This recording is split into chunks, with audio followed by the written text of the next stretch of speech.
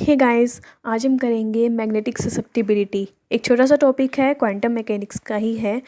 तो सबसे पहले मैग्नेटिक ससेप्टिबिलिटी को हम शो किससे करते हैं? हम इसे शो करते हैं काई से। कुछ इस तरह से बनाते हैं, कैसे बना लो, हम ऐसे भी बना लेते हैं, ऐसे थोड़ा बड़ा एक्स लगता है जिससे, तो नॉर्मली इस तरह से बनाएंगे। ठीक है, ये होती है हमारी काई। क्या बोलते हैं इसे? काई बोलते हैं। अब हम मैग्नेटिक ससेप्टिबिलिटी बोलने के बजाय अब हम काई यूज़ करेंगे। ठीक है, जब मैं इसे पढ़ाऊंगी इस टॉपिक को तो मैं भी यहाँ पे काई टर्म यूज़ करूँगी बजाय कि ये लंबी सी टर्म बोलने की। ओके, तो सबसे पहले एक छोटी सी बात पढ़ते हैं कि अगर कोई मैग्नेटिक फील्ड है, कोई मेरी इस तरह से कोई मैग्नेटिक फील्ड जा रही है दो पोल्स के बीच में, ये नॉर्थ पोल है, ये मेरा साउथ पोल है, दो पोल्स के बीच में मैग्नेटिक फील्ड जा रही है, तो इस टाइम पे इन फील्ड की स्ट्रेंथ कितनी होगी? फील्ड की जो स्ट्रेंथ है थोड़ी सी मतलब ज़्यादा ही होगी, अपने पूरे उस पर होगी जितनी उसकी हो सकती है स्ट्रेंथ, उस फील्ड की उतनी ज़्यादा उसकी स्ट्रेंथ होगी, फुल स्ट्रेंथ होगी मतलब नॉर्मल।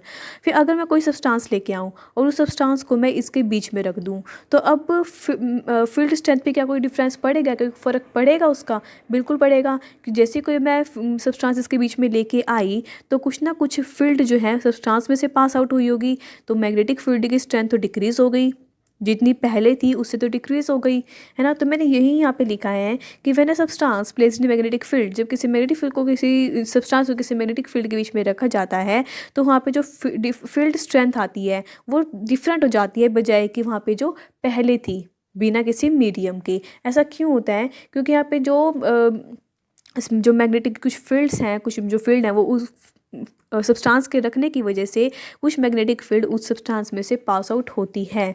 ठीक है, इस वजह से यहाँ पे उसकी जो फील्ड स्ट्रेंथ है समवट डिफरेंट हो जाती है। और यहीं पे हम एक टर्म यूज़ करते हैं कि strength of magnetic field which passes through substance placed in magnetic field is called magnetic induction. आपने इसका नाम काफ़ी बार सुना होगा, मैग्नेटिक इंडक्शन।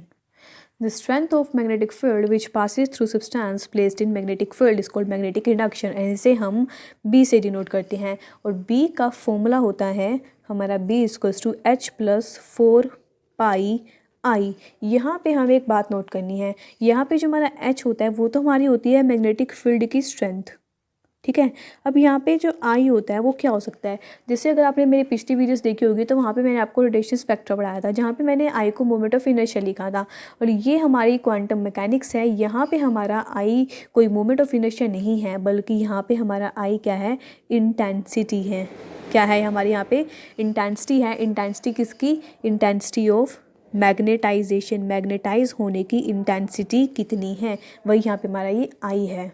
ठीक है, तो कंफ्यूज नहीं होना। अगर हम स्पेक्ट्रोस्कोपी की बात करेंगे तो वहाँ पे हमारा आई मोमेंट ऑफ इनर्शिया करेगा, लेकिन अगर हम क्वांटम पढ़ रहे हैं तो हमारा आई यहाँ पे क्या है? Intensity of magnetisation.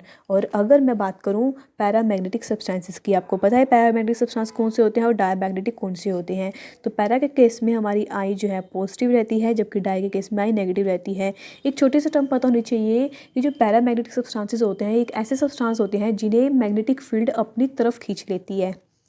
मतलब जब जैसे ही इन सब्सटेंसेस को मैग्नेटिक फील्ड के बीच में रखा जाता है तो सारी मैग्नेटिक फील्ड इस तरह से इसके पास हो जाती है, सारी मैग्नेटिक फील्ड सब्सटेंस के अंदर, उसके अंदर अट्रैक्ट हो जाती है। मतलब सब्सटेंस को सब्सटेंस के जो हमने सब्सटेंस रखा है ना उसके अंदर ही आ जाएगी, मतलब यहाँ पे अट्रैक्शन शो होएगी मैग्नेटिक फील्ड की उस सब्सटेंस के साथ। अगर वो सब्सटेंस पैरामैग्नेटिक है तो मतलब यहाँ पे उस सब्सटेंस के अंदर ज़्यादा से ज़्यादा फील्ड लाइंस फील्ड जो है पास आउट करेगी।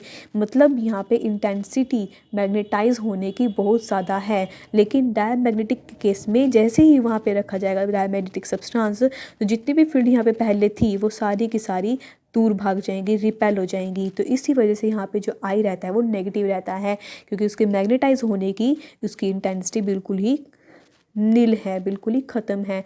वो अपने आप को मैग्नेटाइज नहीं कर सकता क्योंकि उससे तो मैग्नेटिक फील्ड दूर भाग रही हैं। तो इसी वजह से पैरामैग्नेटिक के केस में आई पॉजिटिव रहता है, जबकि डायमैग्नेटिक के केस में आई नेगेटिव रहता है।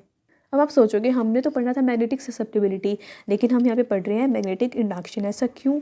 क्योंकि यहाँ पे अभी हम मैग्नेटिक ससेप्टिबिलिटी का फॉर्मूला अब हम यहाँ पे निकालेंगे, जिसमें हमें बी की ज़रूरत पड़ेगी। हम ये क्या हमारा काई मैग्नेटिक ससेप्टिबिलिटी, जिसका फॉर्मूला होता है आई अपॉन में H, where I is the intensity of magnetization and H is the magnetic field strength. तो ये एक सबसे इम्पोर्टेंट फॉर्मूला आता है हमारा मैग्नेटिक ससेप्टिबिलिटी का, काई का। अब यहाँ पे किसी किसी टर्म में हमसे मोलर पूछी जाती है, मोलर मैग्नेटिक ससेप्टिबिलिटी पूछी जाती है। तो ऐसे केस में हम कन्फ्यूज हो जाते हैं कि अगर मोलर काई आखिर होती क्या है। तो सेम ऐसे साइन लगाएंगे, मोलर के लिए मैंने एम लगा दिया, जिसका फॉर्मूला होता है अगर मैं काई को मोलर वॉल्यूम से मल्टीप्लाई कर दूँ, किससे, मोलर वॉल्यूम से मल्टीप्लाई कर दूँ, तो वो मेरा मोलर मैग्नेटिक ससेप्टिबिलिटी कहलाएगा। ओके, और मोलर वॉल्यूम होता क्या है उसको भी खोल लेते हैं। तो X M equals to X into में molar volume is the volume, और मोलर के टर्म में बात हो रही है तो मोलर मास अपॉन में डेंसिटी, सही लिखा ना मैंने, मोलर मास अपॉन में डेंसिटी। तो ये आ गया मेरा मोलर मैग्नेटिक ससेप्टिबिलिटी। अगर नॉर्मल एक्स ऐसे निकाल लूँ मैं तो ये क्या बन जाएगा, एक्स एम इंटू में डेंसिटी अपॉन में एम। ठीक है, कैसे लिख लो मर्जी है। ये हमारा मोलर मैग्नेटिक ससेप्टिबिलिटी, और ये क्या है हमारी simple magnetic susceptibility in the term of molar. Okay, so अब हमें सबसे इंपॉर्टेंट चीज़ यहाँ पे पढ़नी है, relation between magnetic permeability and magnetic susceptibility. Magnetic permeability का आपने नाम पहले सुना होगा।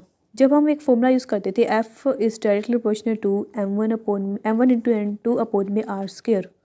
ये फॉर्मूला आपने पहले देखा होगा। जब हम दो मॉलिक्यूल्स लेते हैं उनके बीच का हम ये निकालते हैं कि फोर्स कितना है ना, तब हम ये फॉर्मूला यूज़ करते हैं। तब जब इसको साइन को मैं हटाती हूँ तो मेरा यहाँ पे फॉर्मूला बनता है 1 अपॉन में म्यू m1 m2 अपॉन में आर स्क्वायर, और जो म्यू होता है यही है हमारा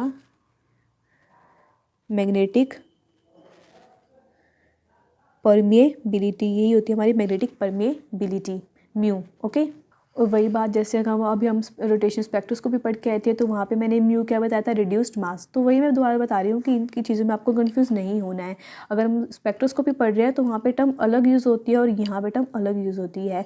म्यू को हम यहाँ पे क्या बोलेंगे, मैग्नेटिक परमेबिलिटी। अब यहाँ पे हमें म्यू और काई के बीच में रिलेशन फाइंड आउट करना है। ओके, अब यहाँ पे मैंने आपको पीछे एक फॉर्मूला पढ़ाया था, B is equals to h plus 4πi, क्योंकि मैंने कहा था कि फॉर्मूला बाद में यूज़ होगा।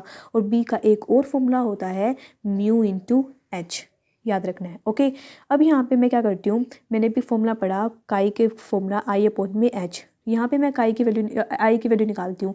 आई की वैल्यू क्या आएगी, काई इंटू में एच। मैं ये एच की वैल्यू यहाँ पुट कर देती हूँ, b is equals to H plus 4π, I की वैल्यू काई इंटू एच, और बी की वैल्यू मैं ये वाली पुट कर देती हूँ।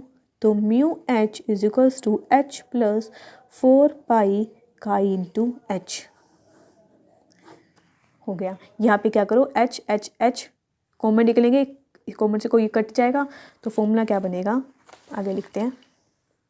जब वहाँ से एच और एच कट जाएंगे तो फॉर्मूला क्या बनेगा वहाँ पे, mu is equals to 1 plus 4π काई।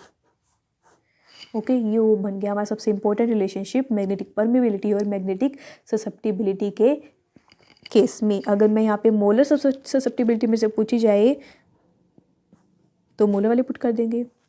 ये अभी फॉर्मूला पीछे यही निकाला था ना, तो ये रिलेशन आ गया हमारा मैग्नेटिक परमेबिलिटी और मोलर मैग्नेटिक ससेप्टिबिलिटी के बीच में। ये दोनों रिलेशनशिप काफ़ी ज़्यादा इंपॉर्टेंट है। ठीक है, इसको अच्छे से नोट करना।